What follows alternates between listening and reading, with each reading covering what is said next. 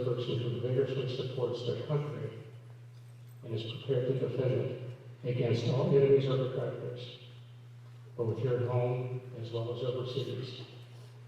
So as I look at all of you students in this room, I would say to each one of you, individually and collectively, you are the future patriots of this nation. Embrace it carefully, for you will carry the torch when those of us here are long gone. It has been 56 years since I was fortunate enough to come home from Vietnam, from the rice paddies in the jungles of the Mekong Delta during the war in South Vietnam.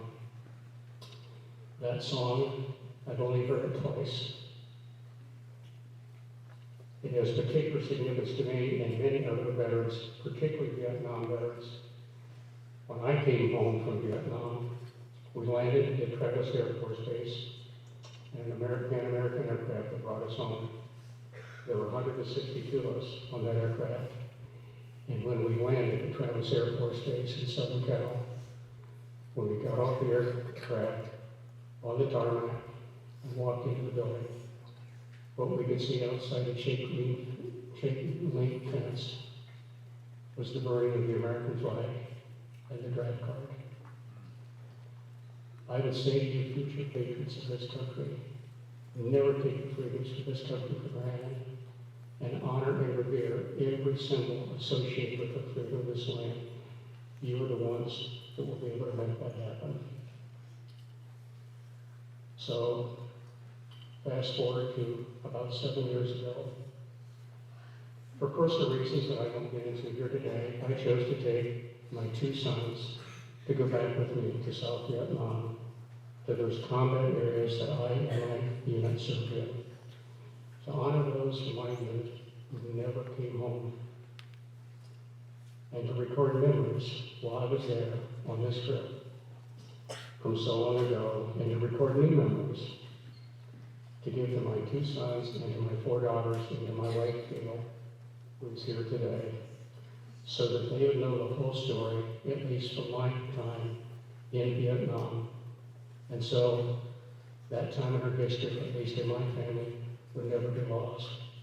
I put that in a journal form, and they have it. Several weeks ago then, perhaps my last journey with respect to going back to Washington, D.C., I went on a Veterans Honor Flight to all the war memorials in Washington, D.C. that flew out of Columbus. Every one of us veterans were assigned a guardian or an escort for those of us veterans needing a little extra help along the way on that trip. On this trip, there was one World War II veteran, a double amputee.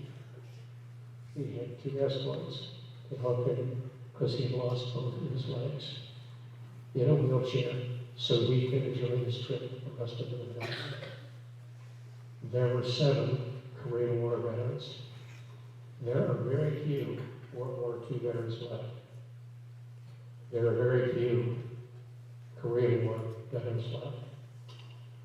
And then the remainder of this trip was 80 Vietnam veterans, 30 of which were in wheelchairs, who no longer could walk, who needed a little extra help along the way. All on this flight, and all here, no matter where they served or what they've done, they have served this country with distinction, and they could do it again in a heartbeat if they were asked to defend and preserve the freedom of this country regardless of what their job was, regardless of what their MOS was. If you want to know what an MOS is, ask any of them when this assembly is over.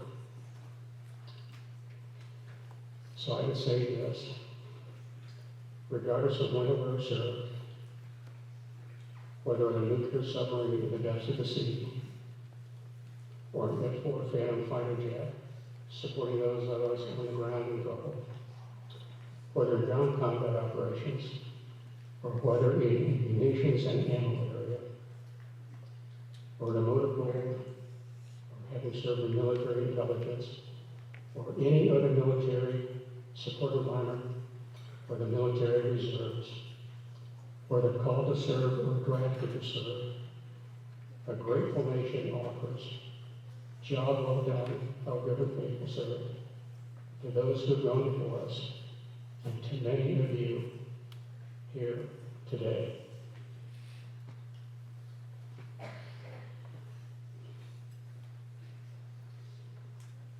I've shared this once, and I'll share this again, and I hope you'll ponder this and think about it and remember.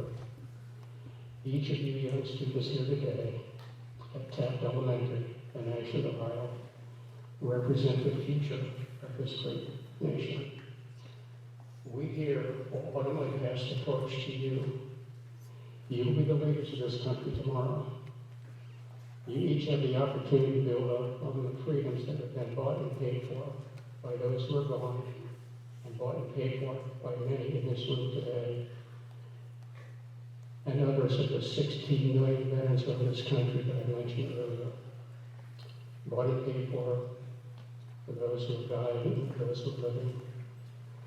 So I would say this to you: may each of you rise to the occasion by serving your school, by serving within the walls of your own home with your families, by serving in your community here, and by serving your country as you grow older and move forward. Well, you're not quite there yet to serve your country, or maybe in a large way in your community. But then I can close with this. In the meantime, during this Veterans Day season, may each of you sitting on the floor here, one by one,